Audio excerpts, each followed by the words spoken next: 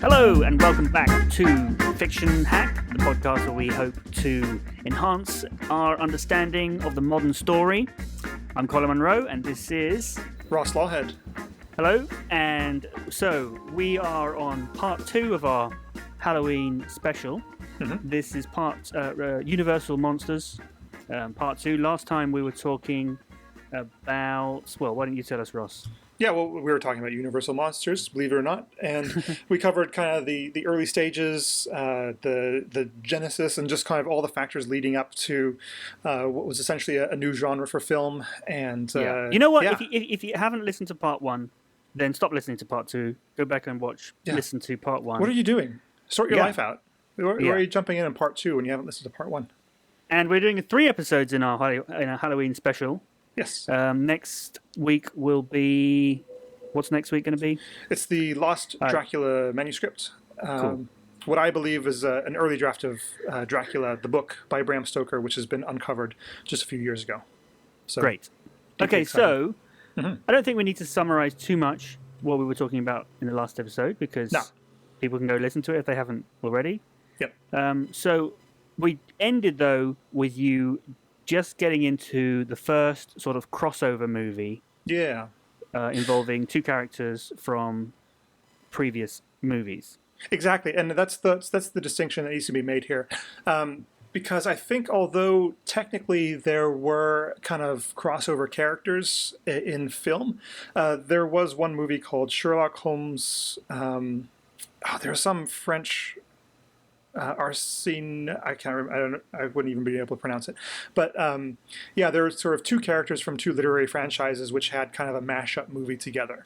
But the reason that this is the first crossover movie is because you have 2 characters who are already established in their own movies. You got Frankenstein's monster, and then you've got the Wolfman. This picked up their stories from their previous movies, and then introduced them together in the same movie.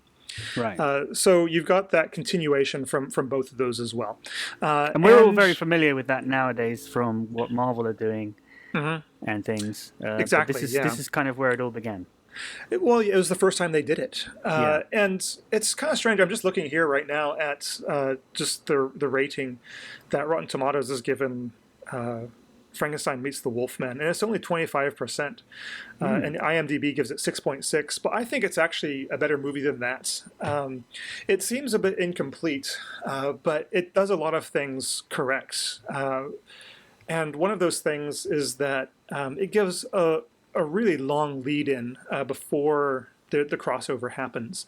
For the first, it's like 35 minutes. It's not a long movie. It's just over an hour. I think an hour 10, hour 17. For the first 35 minutes, it is just a Wolfman movie. So it picks up Lon Chaney Jr. He was killed in the last movie, but you get around that, and then he's trying to find a way to stop being the Wolfman. And he falls in with the gypsy lady who was in the last movie, played by Maria. Let me try to get this right. Ospinskaya.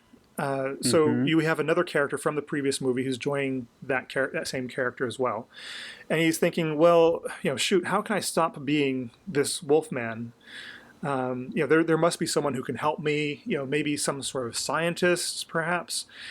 And kind of like, well, you want some sort of fringe science occult genius, to kind of, well, there was this one guy, Frankenstein, maybe he can help us out. Well, it happens that Frankenstein is dead, so they go looking for his journals, his notes, and then they come across the monster who's been buried in ice, as it turns out, after the last movie. I think Ghost of Frankenstein was the last one that we saw him in. It wasn't played by Boris Karloff. It was actually played by Lon Chaney Jr. The Frankenstein monster was played by Chaney Jr. But for this one, for Frankenstein Meets the Wolfman, it was Bela Lugosi, who had previously played Dracula. Now he was playing the monster. So that's going to lead to some kind of difficulties later on. Yeah. He looks different. He looks like the monster. He doesn't look like Dracula. But in any case, again, this is the studio system. Whoever was up for doing these parts would, be tapped for doing it pretty much to fulfill their contractual obligations. Yeah. But yeah, so like I say, I think it's successful in a lot of respects. It's a little bit ropey in other areas. But still, it is a Wolfman movie. It is a Frankenstein movie, and the unsatisfying part, it comes towards the end. You feel like you've only gotten kind of the first two acts or whatever of this movie, because they do meet right at the end, and then the movie ends. Not to spoil too much, but the movie basically stops. But still, this is the first time that we've got that actually these two. It was possible for these two characters to meet, and it kind of opened the question of, well, who else could meet? Frankenstein, And the Wolfman. and it was a success, right? The movie, people liked it, right? I think so. Yeah. So, It's certainly in terms of the genre that they were in, it was a success. I mean, these movies aren't winning Oscars or anything, but what does that mean really anyway? So they didn't latch onto it right away. Well, I mean that's not true. I mean, we did have a lot of movies in between this and the next crossover movie, but I'm just looking now; those are all within the next year. So they were ramping up their production. They had been ramping up their production of monster movies leading into the 40s. Because in 42 we got Ghost of Frankenstein, we've got The Invisible Agent in 42, we've got The Mummy's Tomb in 42, and we've got Frankenstein Meets the Wolfman in 43. In 43 also we've got a remake of The Phantom of the Opera. We've got Son of Dracula in 43 as well, and that's Lon Chaney Jr. as well playing the Son of Dracula, which actually it's ambiguous as to whether he's the son of Dracula or not. It's never actually said, oh yeah, Dracula's my dad. Although, he is called Dracula, Baron Dracula, although he has a little mustache on. It's never overtly stated. Overt, yeah. Yeah. And then we've got House of Frankenstein coming at the end of 44. So December 44 to March of 43. It's almost 2 years between that and the next crossover movie. Now we should back up a little bit. Apparently, famously, Frankenstein Meets the Wolfman was kind of a joke suggestion by the screenwriter Kurt Siodmark to the producer, who was trying to say, well, what other ideas have you got for these monster movies? We want to make more of them. What else could we do? Mm-hmm. And it was kind of a monkey tennis situation, where he just said, how about Frankenstein Meets the Wolfman? Do you know that term, monkey tennis? It's Alan Partridge. No. Apparently they've started using it in the industry. It's just like an idea that you're kind of grasping at straws. There's that Meet Alan Partridge episode where he meets Tony Ayres, the BBC commissioner, with all these ideas that he's got, and then at the end of it he just says, no Alan, no, what else have you got? And he just goes, monkey tennis. And so now monkey tennis is applied to anything that's like, well, obviously they just thought of this on the spot and then had to make it. So yeah, it was kind of a joke suggestion. Well, how about Frankenstein Meets the Wolfman? You want more Frankenstein, you want more Wolfman, let's just do them all at the same time.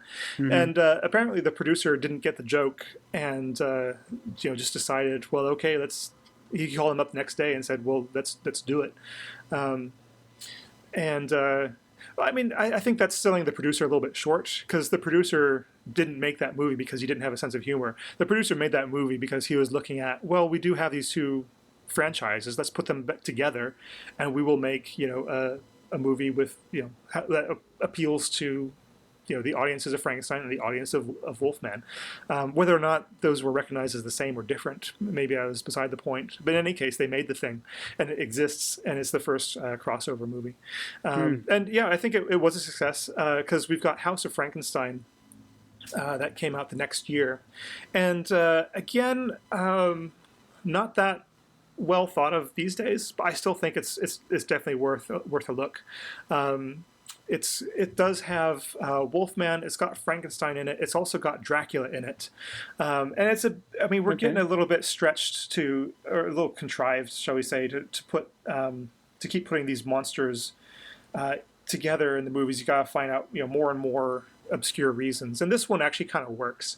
I think already the cracks had started to appear with Son of Dracula. You have Lon Chaney Jr. as this kind of overweight, tall Dracula kind of guy who comes to the American Deep South. He's managed to get this woman, not to fall in love with her, but to sort of bring him over to the United States and marry him as a way that she can get eternal life, so that she can give eternal life to her lover and stuff. It's all a bit of a stretch. The really unfortunate parts come when you have Dracula driving around in a car. It just kind of really takes the gothic out of it, shall we say. At one point, a gothic car? It's not a gothic car. Yeah, it's not even an old car. It's just a 1940s kind of sedan that he just kind of lumbers into because again he's slightly overweight and pretty tall. I mean, I keep calling him overweight. He probably weighs less than I do, but still, there's a real kind of loss of atmosphere. Plus, they're really happy with this little trick they found that Dracula backwards is Alucard. So they keep talking about Count Alucard. Who is this Count Alucard? I don't know. There's some nice moments in it. The good thing about Son of Dracula is that everybody reacts logically as they would in that situation if they were presented with what they're being presented with. So although they don't automatically think that, well, vampires are real and, this Count Alucard is Count Dracula, so vampires are real, so we gotta start killing them. They think, and also they don't think, well, this Count Alucard thinks he's Count Dracula, but, we don't really believe in vampires, so obviously he's no threat. They actually go the middle way and say, well, this Count Alucard thinks he's Dracula, and if he thinks he's Dracula, then maybe he's going to try to kill somebody, so maybe we should actually keep an eye on this guy, because he may not be a vampire, but he is certainly crazy if he thinks that he's Dracula. So it meets that kind of test. But again, just the overall feeling and effect is just kind of weak. Dracula is a very reactive character. He doesn't have an agenda or a plan. He just kind of wants to get on with his thing. He's being used as a pawn with all these other other characters. I don't know if this is a good time to bring this up, but I remember years ago we had a conversation, and you sort of briefly explained to me how all of these characters and stories are, well, you said vampires and Dracula is like a metaphor for the aristocracy coming down and sucking the blood of the common man. And you said how werewolves is like a metaphor for the fear of the beast within us. Yeah. And I guess Dr. Jekyll, Mr. Hyde is a similar thing. Yeah, entirely. And it's not. I don't think it's much of a secret that these archetypal horror figures do play into fears that we have today. Because that's what horror is about. Yeah. It's about a catharsis, a cleansing of emotions. And so any fear or anxiety you have. It gets to be played out on the screen for you. So I think vampires are interesting because I think there has been a shift because the fears that we have today are not the fears that vampires or Dracula, shall we say, was playing into in the 1800s, which I believe is a fear of the aristocracy. Because you think about Dracula, it's the landowner who lives on a hill, who's separate from society, but sponges off of it. Basically takes the blood from society. He comes down into the valley and kills, takes what he wants, then heads back up. That's you can draw a straight line to that metaphor. Frankenstein is obviously very scientific. It's not just about it's about the thing that you create destroying you, creating something that just gets out of hand and ruins your life. And for a very technocratic kind of society, that's I think an interesting one. You look at iPhones and iPads, these things that we've created, which are starting to be a rod for our backs at the very least. Starting to rule a lot of people's lives. Could it also be kind of fear of our own children, of our own I think offspring? so. I think it's got that level too. Yeah, because it can work on a lot of different levels, and you can look at some of these and say, well, why was the Invisible Man or the Phantom of the Opera not as successful as a zombie movie? And you say, well, there's not a lot of levels that the Phantom of the Opera works on, except maybe as a mystery or as a suspense. But zombies, my gosh, it's like there's no kind of subtlety to that at all. It's just the unending idiocy and actually, that we all have to deal with. Zombies are the other thing that you mentioned in that same conversation all those years ago, that they are like the fear of the crowds or the masses. It's just society, It's the idiots that you have to deal with day after day after day. It's the unending, just eternal kind of like you can get rid of these zombies. They're easy to get rid of, just like it's easy to get rid of the idiots in the world. Well, you can get rid of my one gosh, or two, they'll catch up with you. Yeah, they just keep coming. Where can you run and where can you hide?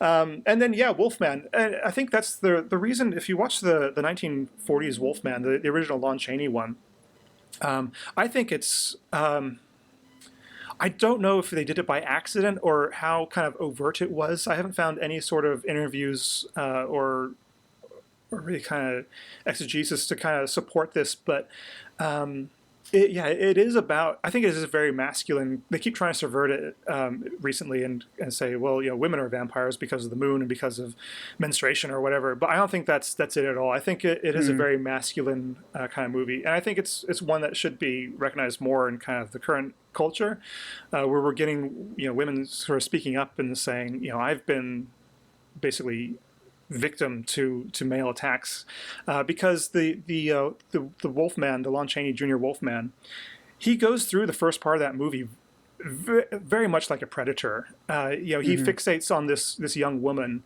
and he does this sort of 1940s male thing of just being all brash and, hey, you've got to pay attention to me because I'm a male and you're a woman and I've got confidence and you like confidence. And he breaks into her store, and he's always paying her all his attention. He's trying to be suave and that kind of stuff, and he's basically stalking her in a very in a way that you see a lot of these movies at least portray in other kind of romantic settings and stuff. The romances of the time, not just rom-coms, but just the romances of the time would show this behavior as well. But with the Wolfman, then you've got it turning bad, and then he starts killing. It's very violent and all that. So I think that's why that one kicked off, and the earlier Werewolf of London did not. It's because that one's got a lot more layers. It taps into something primal in us. And I think it's really a cautionary tale for men. Don't give in to this, basically, because then Claude Rains is going to hit you on the head with a stick. But this is, they don't have to have conclusions, really. And in a way, they're strengthened by the fact that they've got all this lore. None of these things do in that sense, that the way that they are metaphors for these very common but broad themes. Yeah. Well, and we were talking about in the Truth with Art thing is our previous podcast. It's like, well, how are these used as well? Is the Wolfman used as a cautionary tale, or is it just saying this kind of behavior is fine? Men, this is natural. This is something that happens.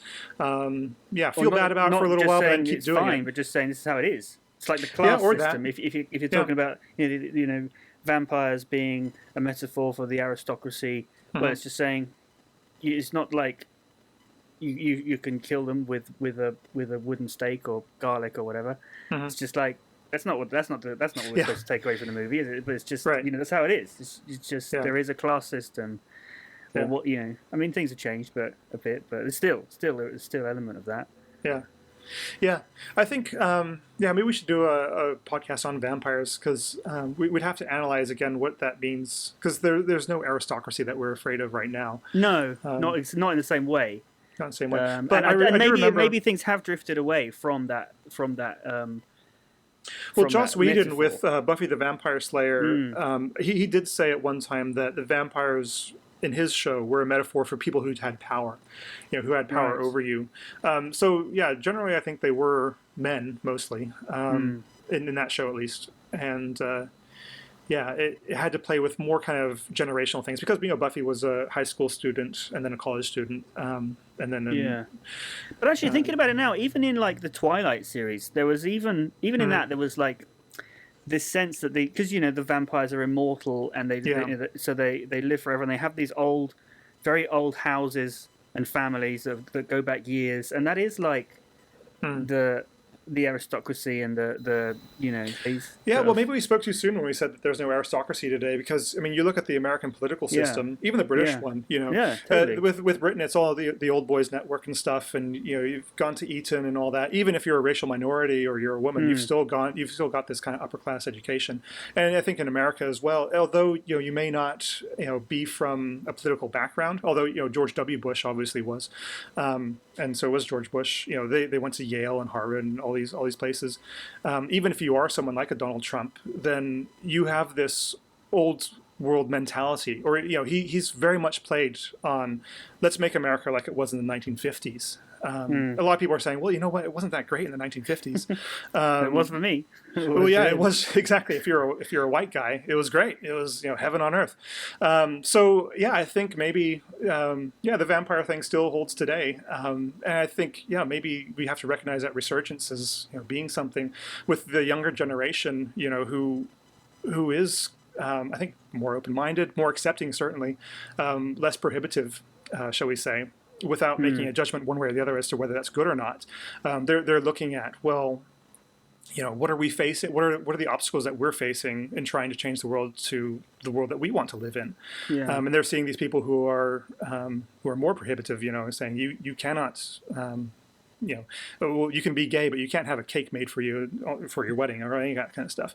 So, they've still got power because I think you're right. They are. But it's kind of less overt, isn't it? It's more behind the scenes. They're not so this sort of the uber wealthy are not so. They're oppressive, but not.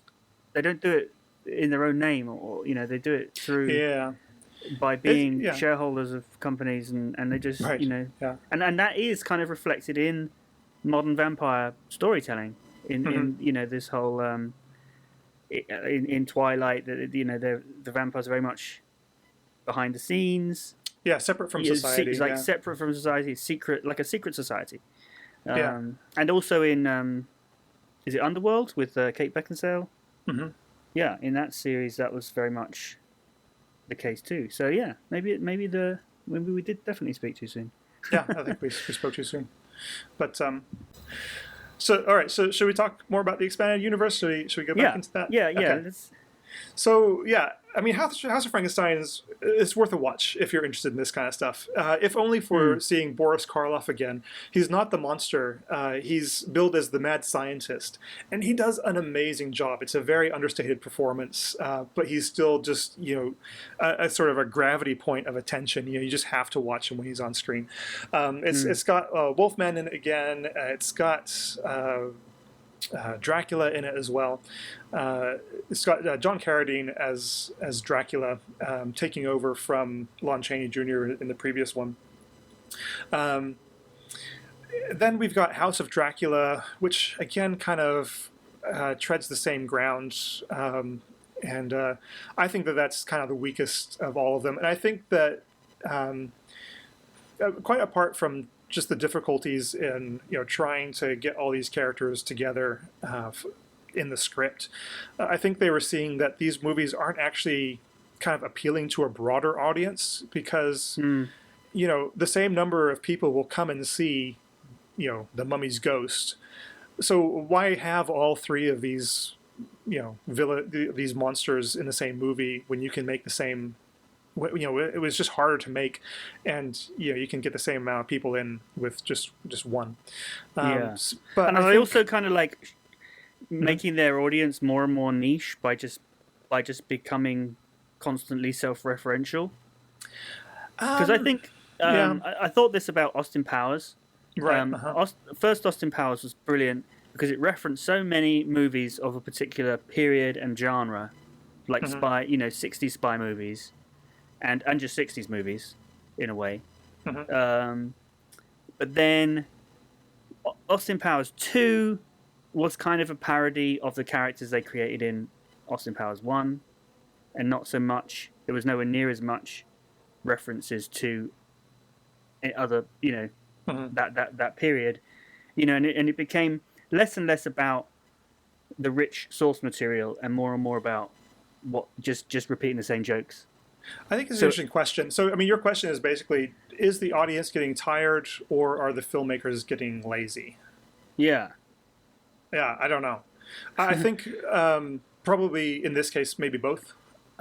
Because the horror genre had really been kind of trading on. They'd really ramped it up. I think there was a little bit of fatigue. They'd gone from doing a couple movies a year, and maybe not every year, to having that's 4, 5, 6 horror movies in a year. And I think maybe this is a cautionary tale as well, because look at Marvel, what they're doing.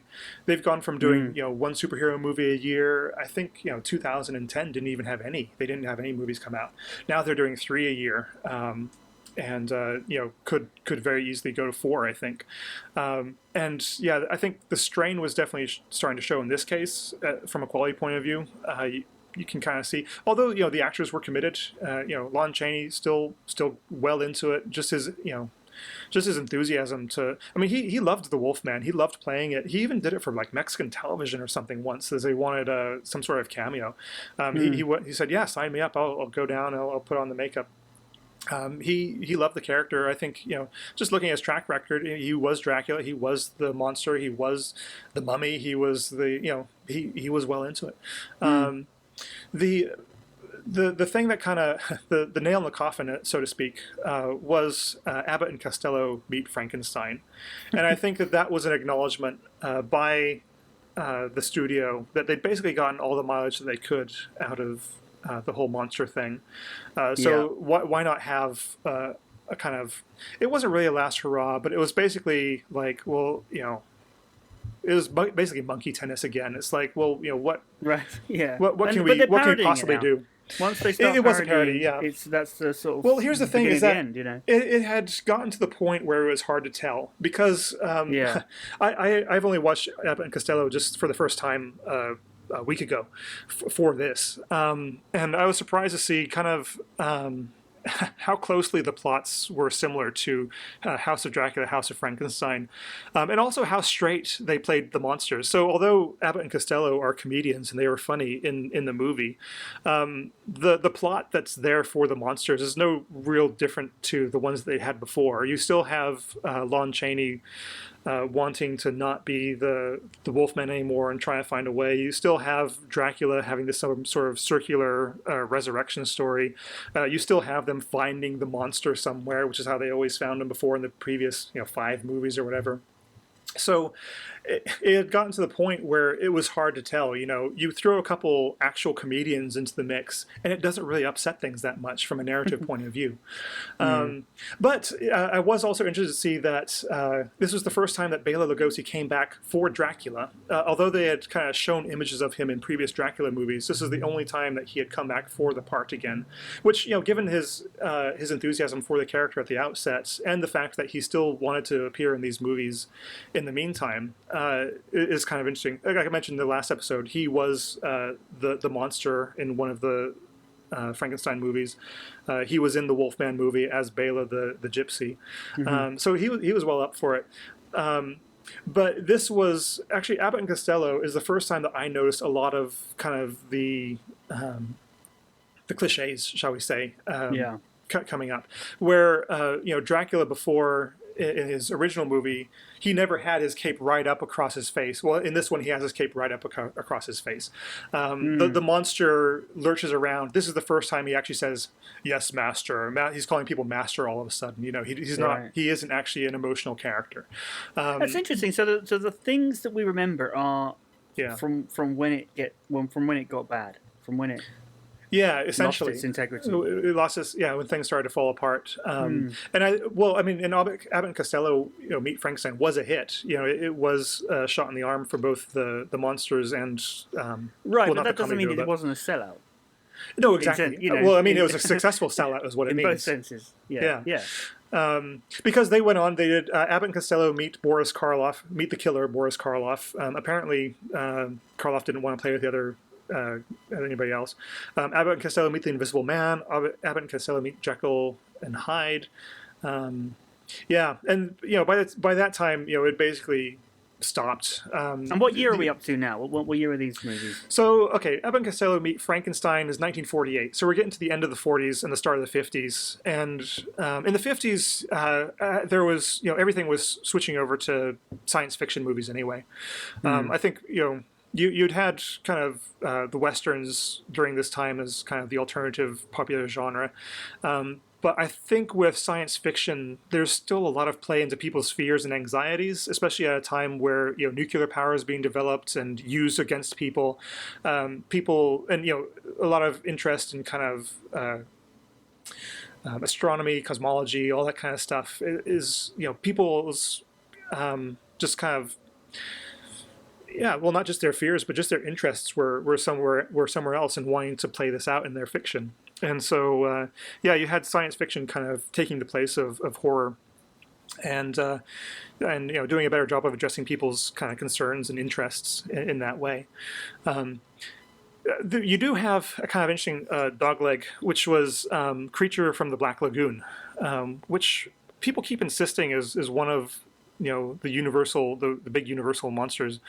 But I remember watching that a couple years ago and thinking, this is such a strange. I mean, it's very dated to our kind of sensibilities now. I think I still say that Dracula or the original Frankenstein hold up to today's kind of scrutiny, just on their weirdness and oddness. I wouldn't say that for Creature from the Black Lagoon because it's got some very odd sequences, people swimming in the water and stuff, which just it just seemed kind of interminable. I don't know, maybe it's just my personal tastes, but we've got the Creature from the Black Lagoon coming after Abbott and Costello Meet the Invisible Man, and so I don't know. I would challenge it on I don't that. know if this plays into it much, but the Second World War's broken out during this time.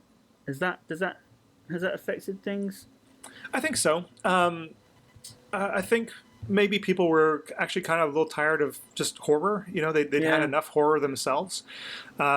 And as I say, nuclear energy, the Second World War was ended by the atomic bomb, a technical invention.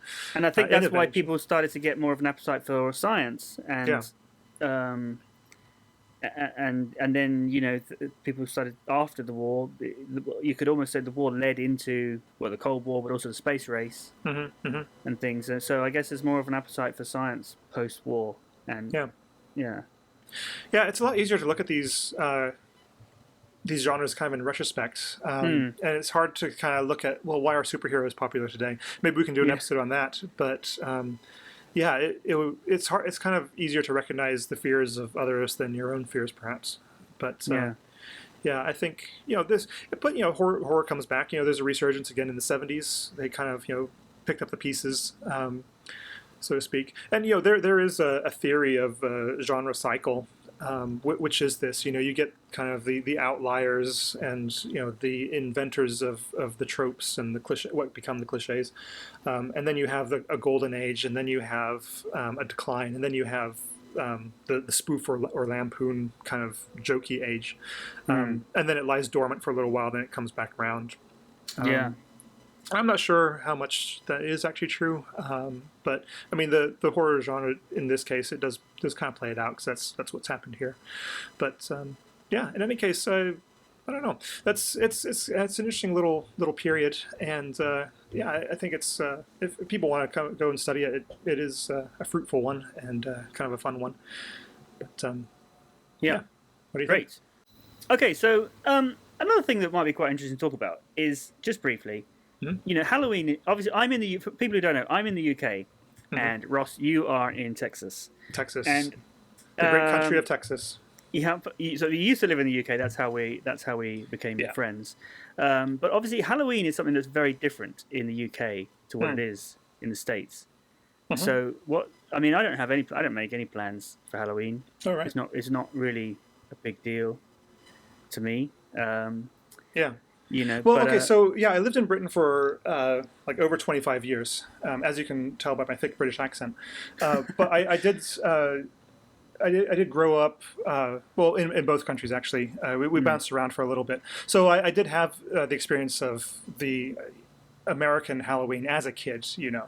Right. And so, I mean, it's more than, I mean, you do dress up, you know, in, you know, elaborate costumes, and you go out door to door trick-or-treating with your parents, you know, in the neighborhood, and you get lots of candy. It's exactly like you see in the movies. And, you know, as we made our own costumes out of cardboard. I was a robot one year, and, you know, I had a little candy pouch just on my costume and stuff. Let's see, I was a werewolf one year because, like I say, I loved those early books, and, you know, I put bits of fabric on my face, and, you know, little plastic claws on my hands and stuff. But also, you know, it's in the schools. You know, you have Halloween themed things. There's a Halloween parade. You come in, you know, one day in your costume that you're going to trick or treat in, and you go to all the classrooms and all that kind of stuff. So it is very it's a big cultural holiday. It was very odd going to Britain then when I was 6 and 7, and, you know, we're talking about 86, 87 here now. You know, the Brits were even less sure about it in the 80s as they are now. It was kind of like, you know, it was something that you either didn't know about it or you avoided it. And I remember, you know, hearing, you know, being in church and in Sunday school and stuff, and it being like, you know, Halloween's coming up. We should you know, really have a prayer session about this kind of thing. And I was always kind of like, well, why? You know, what's the harm really? And, you know, there's a lot of actual, you know, fear around that time. And I don't know. You can say it's a holdover from the pagan era. Like here, Halloween, I don't know, there are sort of older, creepier, like witchcraft and things that it's real. Like, and it's not real, but it's like, I mean, I don't believe it's real, but there are people that believe it's real, and it's real, which means it's real to them, you know, and that's a bit creepy. Whereas, so in the US, it's all just a bit of fun, whereas, you know, the UK sort of has older history, older traditions, which are a lot more under the surface that people find more genuinely creepy.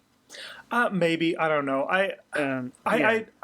But I can't think of what those things are. It's not like, you know, it's like there's never been an investigative reporting article on witches nowadays actually doing things on Halloween. I think that there is. I think the occult is treated differently, maybe in Britain. But here's the thing. So I think I still see Halloween as being very positive.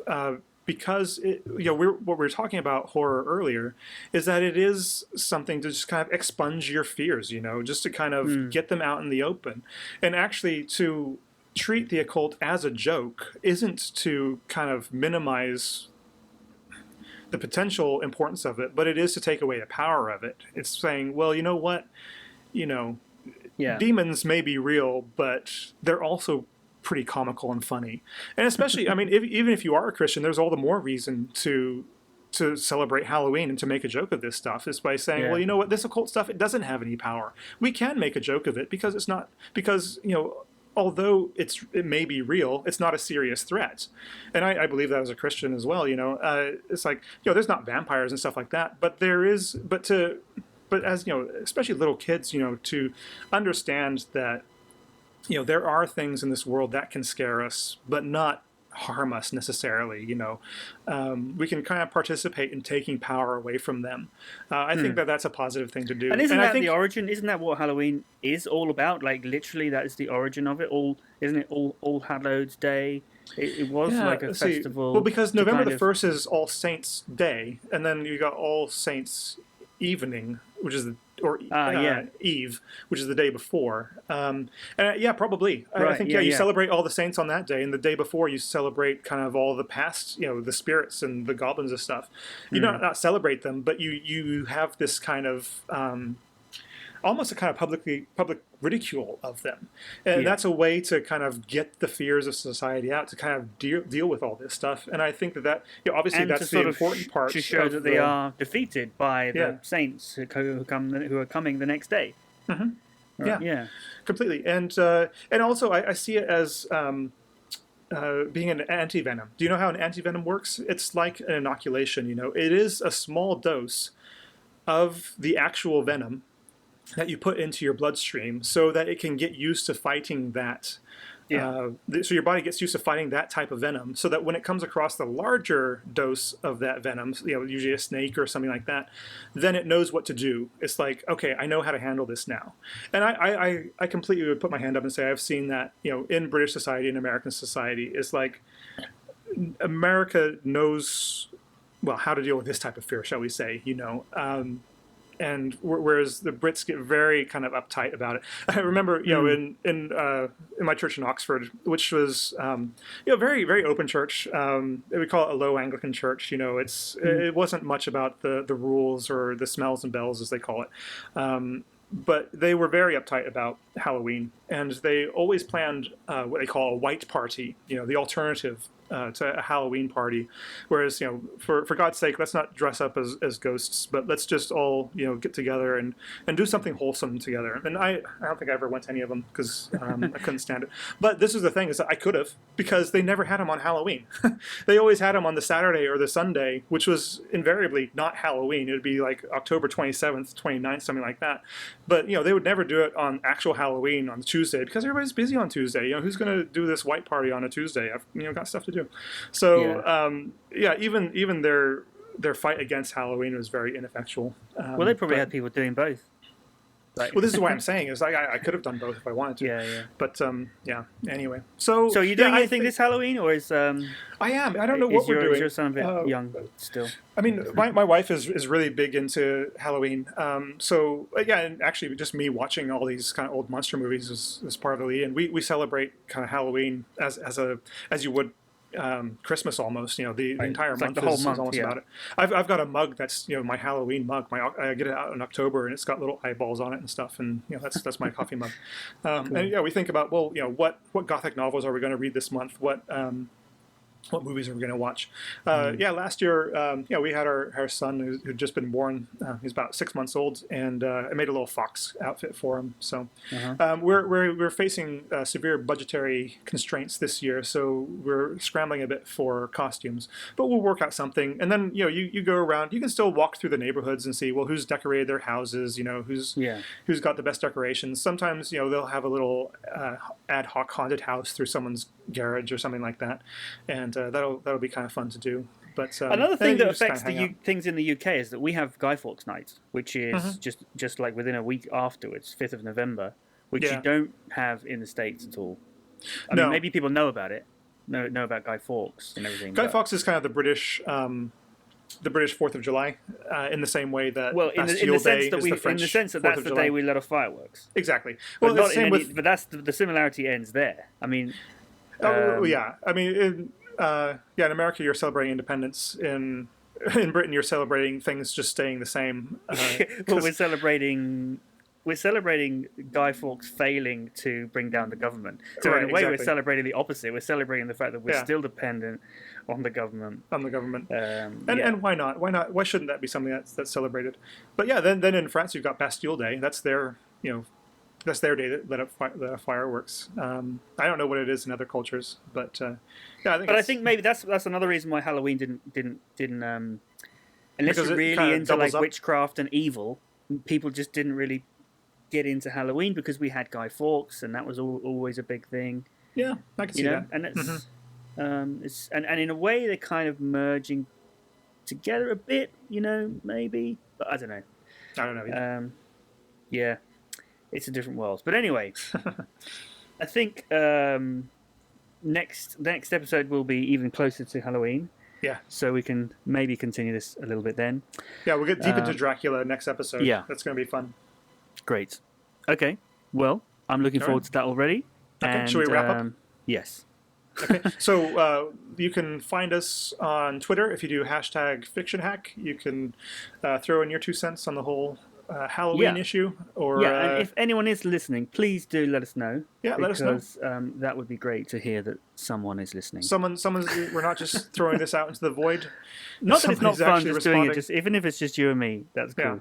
I mean, we could still do it. It's just I think it's mostly for you to gratify your editing work because you're the one who puts the most effort into it from a technical point of view. But let us know, and just maybe recommend our podcast to a friend as well. Just word of mouth helps a lot. To say that thing that we were talking about. Here's some guys talking about it as well. Share it on Facebook. Share the website fiction-hack.com. Yeah. Share that on Facebook. Share it on Twitter.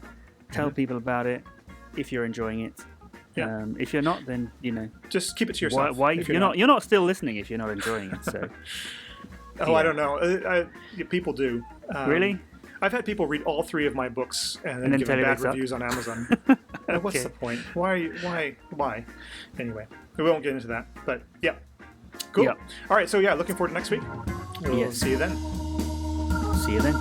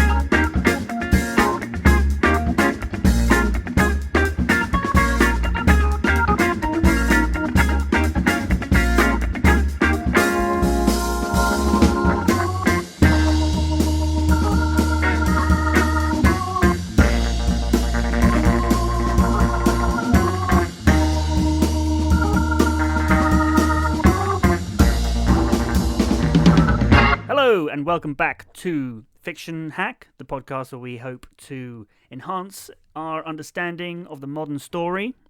I'm Colin Monroe, and this is...